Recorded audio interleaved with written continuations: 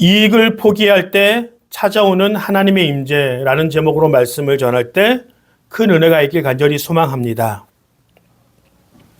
지금 다윗의 상황은 매우 긴박한 상황이었습니다.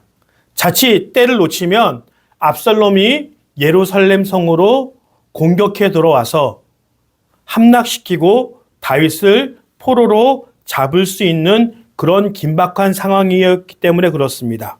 그러기에 다윗은 어떻게 해서든지 압살롬이 이 예루살렘 성을, 다윗성을 포위하기 전까지 가족들을 데리고 여러 가지를 같이 함께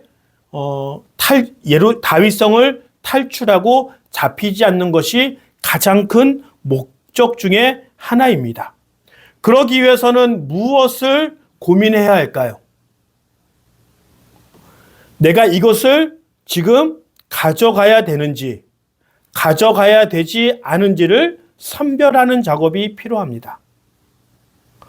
간혹 전쟁을 하거나 급한 일이 있을 때 미련이 있거나 내가 이것을 가지고 도망가야 하는데 그것을 많이 갖고 이동할 때 속도가 느려지고 그런 많은 이유들 때문에 전쟁에서 실패하고 잡히고 포로가 되는 일들이 매우 많이 일어납니다.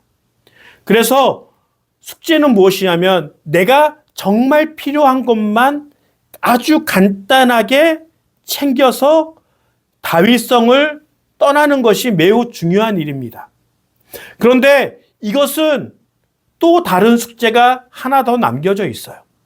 어떤 숙제냐면, 자, 이제 다윗성을 떠나서 빨리 도망하는 일들이 필요합니다. 그런데 다윗은 또 다른 일이 하나 남아 있어요. 그것이 무엇이었냐면, 이제 도망해서 피난해서 어느 한 장소에 도착해서 다시 세력을 모으고 사람들을 모아서 잃어버렸던 그 왕권과 왕위와 다윗성을 회복해야 되는 일들이 남아 있어요. 이런 상황에서 무엇을 가지고 가고 무엇을 포기하는 것을 결정하는 것은 매우 어려운 일입니다.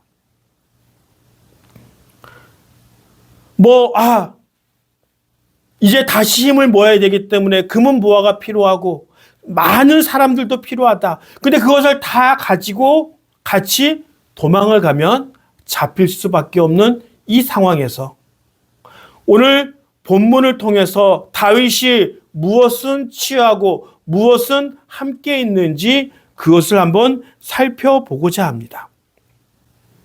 첫 번째, 오늘 읽은 본문은 아니었지만 이때라는 장군이 나옵니다. 이때 장군이 도망가려고 하고 있는 그 상황에서 다윗을 찾아옵니다.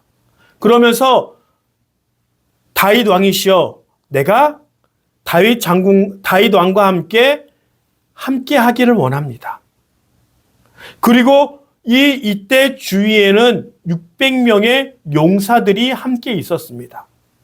이 600명의 용사, 이들은 아마도 다윗의 친위대, 근위대 정도의 역할을 했던 것으로 추정합니다. 즉 다윗에게는 그의 생명을 지켜주고 긴박했을 때 다윗을 위해 목숨을 내어줄 만한 충성스러운 그러한 장군과 군인들이었다는 거예요.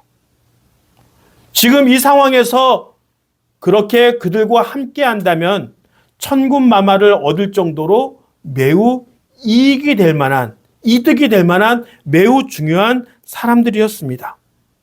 그런데 다윗은 이들의 제안을 반려합니다. 함께 하지 마십시오. 당신은 외국인으로서 아마도 예루살렘 성에 다윗성에 남아 있으면 압살롬이 죽이거나 해하지는 않을 것입니다. 그렇다면 이렇게 필요한 600명과 이때 유능한 장군을 왜 반려했을까요? 아마도 추정하기로는 이때 장군과 600명의 용사들과 함께 살았던 가족들이 있던 것으로 추정합니다. 이들은 원래 블레셋 지역에서 생활했던 블레셋 사람들이었어요.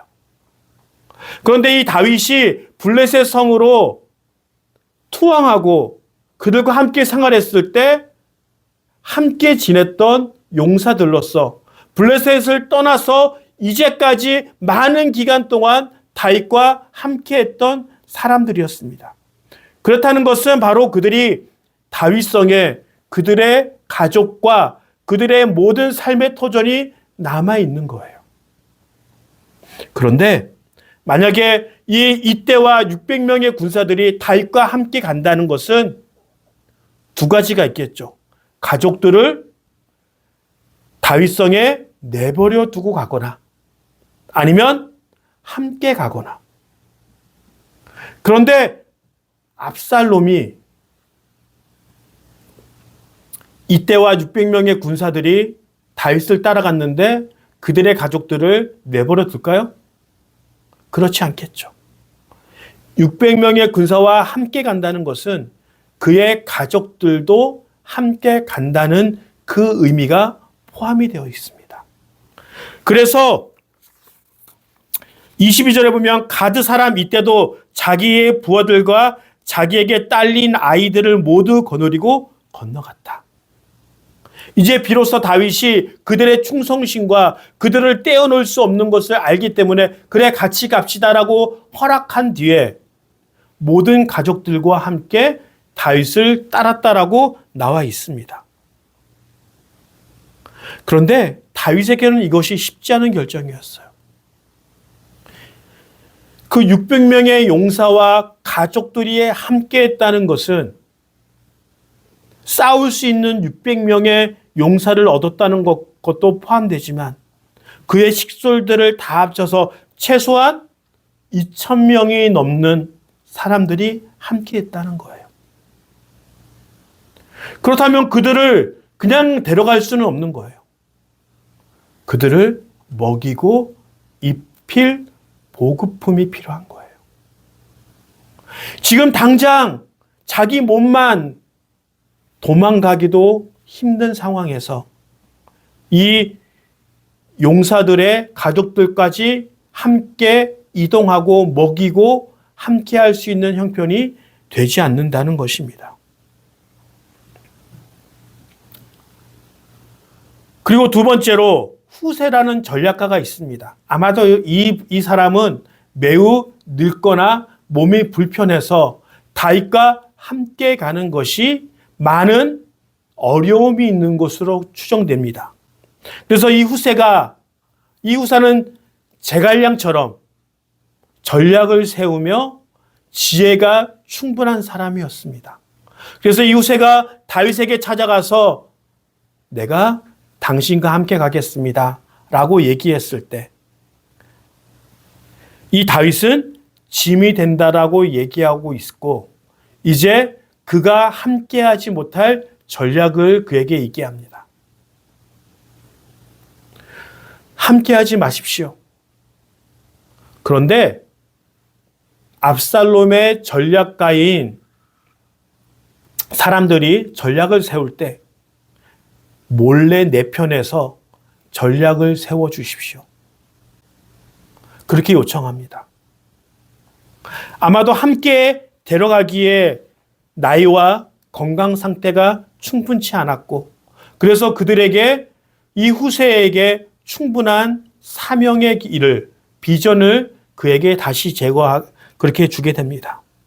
그런데 신기하게 이렇게 부족하고 필요했던 영역들이 16장부터 채워지게 됩니다.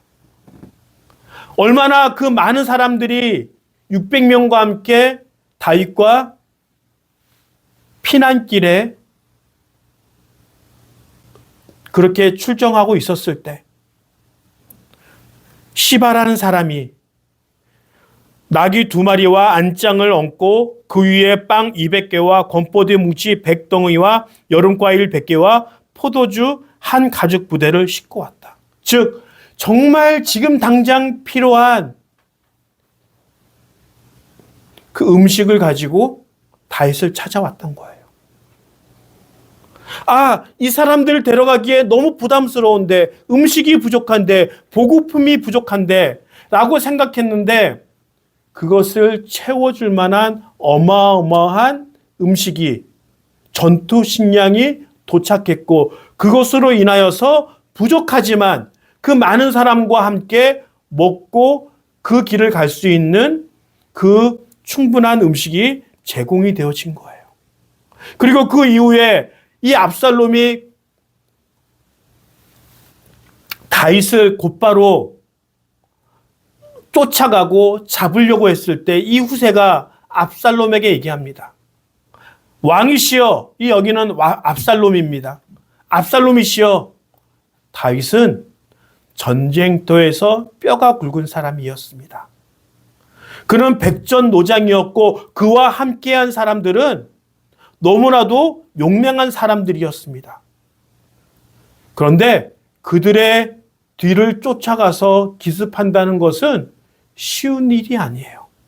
지금 대세가 우리에게 있기 때문에 더 많은 힘을 모으고 더 많은 사람들을 더 모집해서 정말 많은 군대로 그들을 1대1로 공격해서 쳐부시고 승리를 얻기 원합니다. 그럴싸한 전략을 내놓지만 이것은 정말 다윗이 충분히 도망칠 수 있고 도망친 다음에 충분히 세력을 모을 수 있는 시간을 확보해 줍니다. 그래서 다윗이 문제점으로 여겼던 그 음식과 시간을 후세와 또 이때를 통하여 이 시바를 통하여 공급을 받게 됩니다. 그런데 중요한 것은 오늘 읽은 본문에 사독과 아비아달이 하나님의 법궤를 가지고 다윗과 함께 가기 위해서 그들을 만납니다. 이 하나님의 법궤, 언약궤는 이스라엘 사람들에게는 어떤 상징이 있을까요? 최근까지 꼭 이겨야 할 전쟁에 하나님의 법궤를 메고 갔던 것을 기록을 통해 알 수 있습니다. 사무엘하 11장에 보면 다윗의 군대가 암몬 사람들의 수도 라빠성을 공격할 때, 지금 요르단의 암만성 시티대를 공격할 때 하나님의 법궤를 함께 가지고 나갔던 것을 기록을 통해 알 수 있습니다.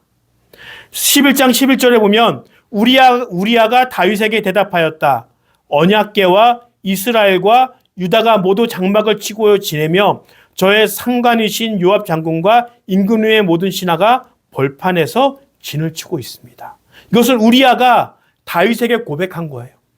즉 얼마 전에도 하나님의 법궤를 들고 전쟁터에 나갔다는 거예요.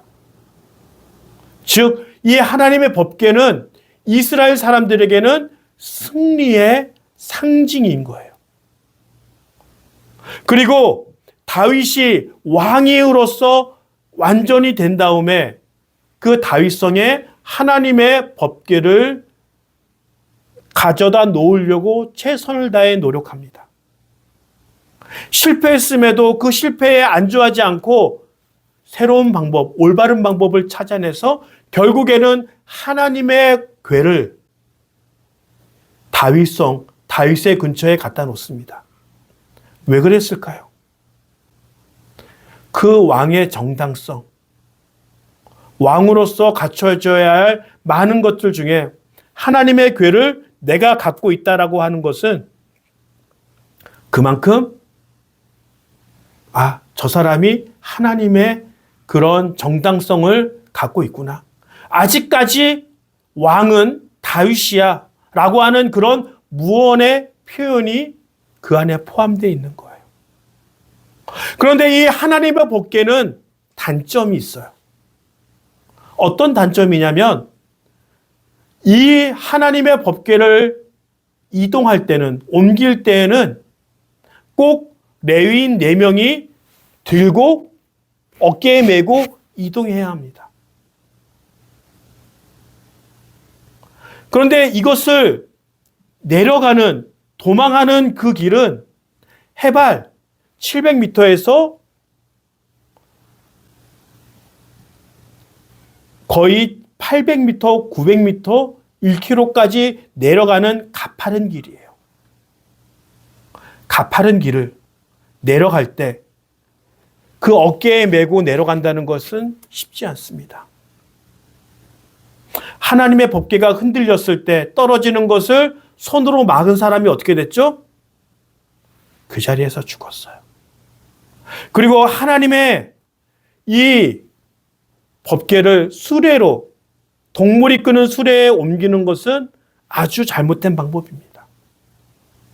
충분히 그 하나님의 법궤를 가지고 있을 때 오는 장점이 있지만 빨리 지금 도망가야 되는 상황에서 그 법궤는 매우 큰 단점을, 그렇게 두 가지가 다 포함되어 있는 거예요.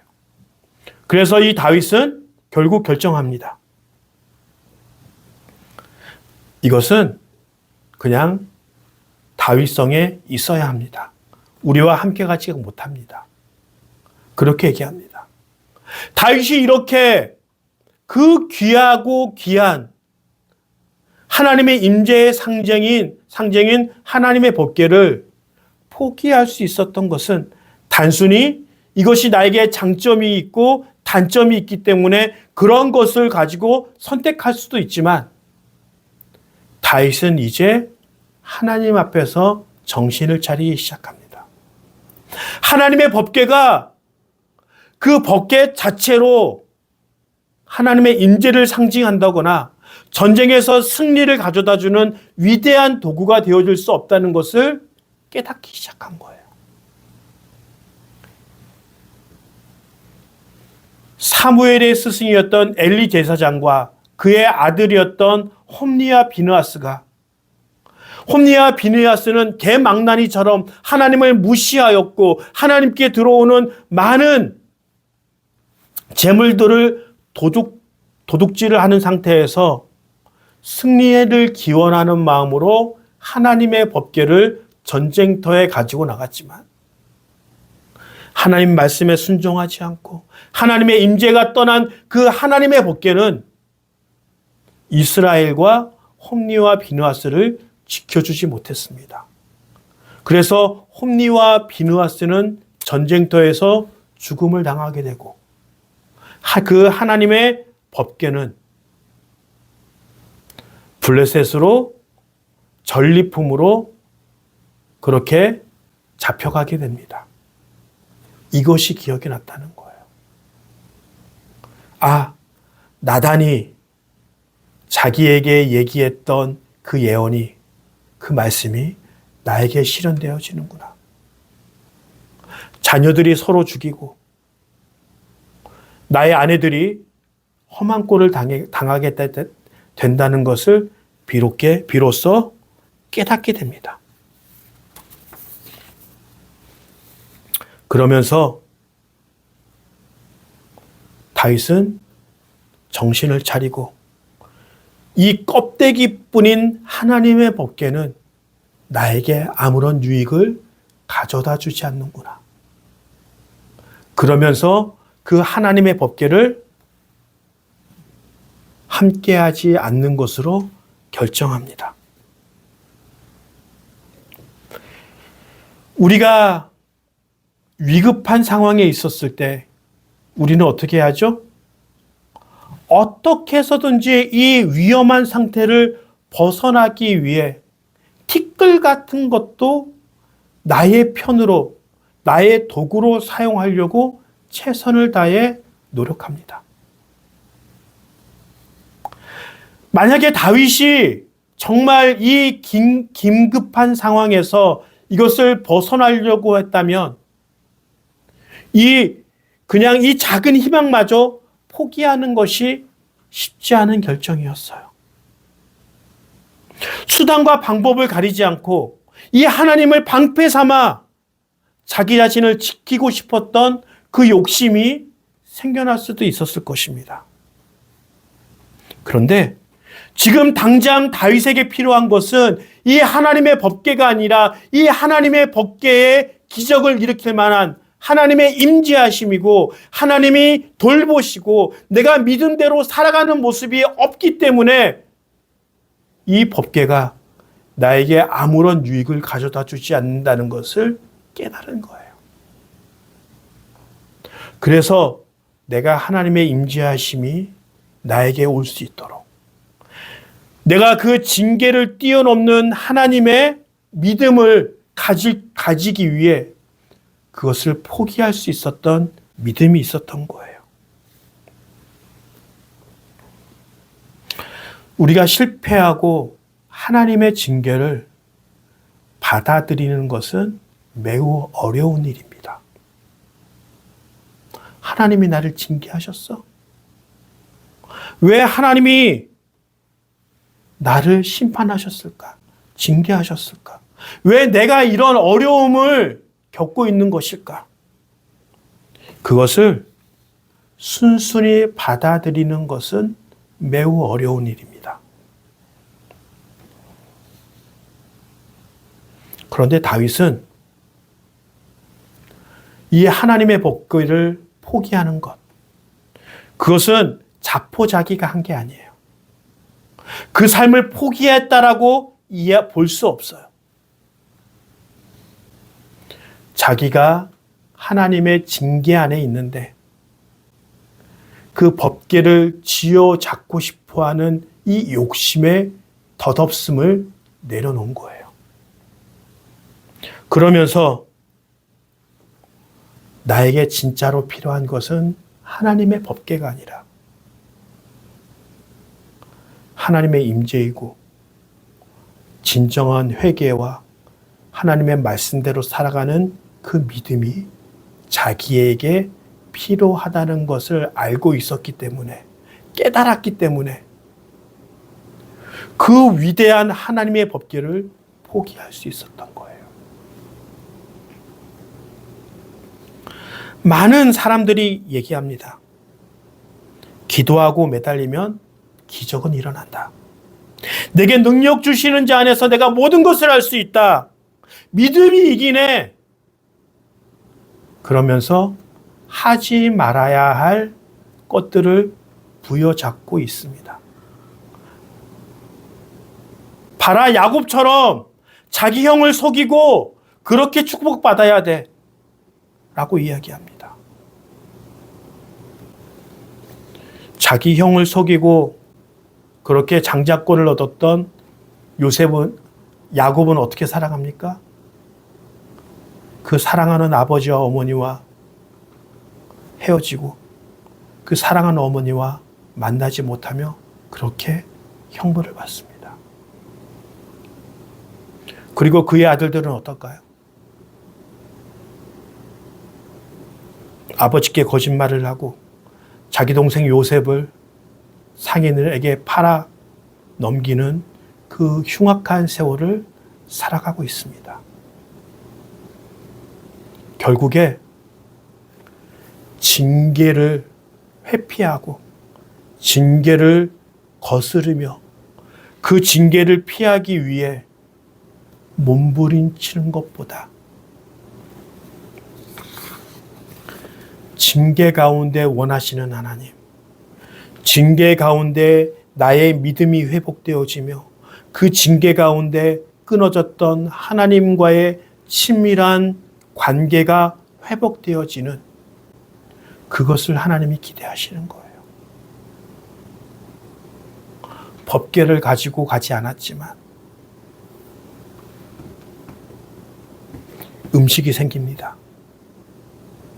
그리고 후세를 통하여 압살롬의 기막힌 계획이 틀어지게 됩니다.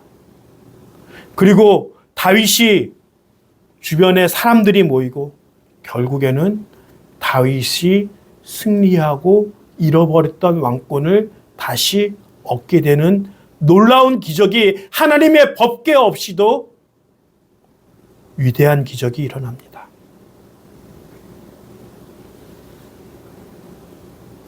다윗은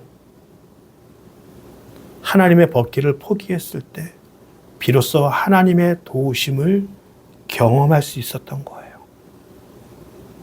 그것은 법궤보다 훨씬 더 소중한, 지금 내가 하나님 앞에서 죄인이며 진정한 회개와 진정한 하나님의 만남과 자기 자신을 돌아볼 수 있는 그 마음이 생겼기에 하나님이 그를 도우시고 그를 회복해 하셨습니다. 우리 삶 가운데 무엇이 필요합니까?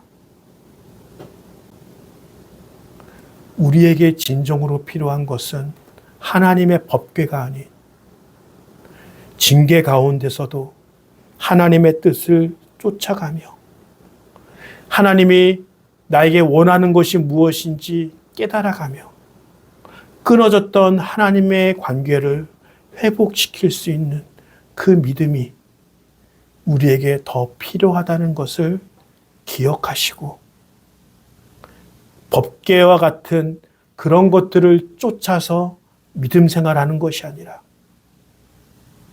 어떤 상황에서도 하나님과의 관계를 누리며 하나님이 주신 비전과 사명대로 살아가려고 노력했을 때 그때 하나님이 도우시는 거예요. 교회가 여러분을 도와주지 않습니다. 십자가가 여러분들을 도와주지 않습니다. 징계 가운데서도 하나님의 뜻을 찾아가며 내 안에 주어진 하나님의 말씀과 믿음과 사명대로 살아갔을 때 하나님이 여러분들을 도우시고 함께 하실 것입니다. 그렇게 살아가는 믿음의 자녀들이 되어지길 간절히 축원합니다.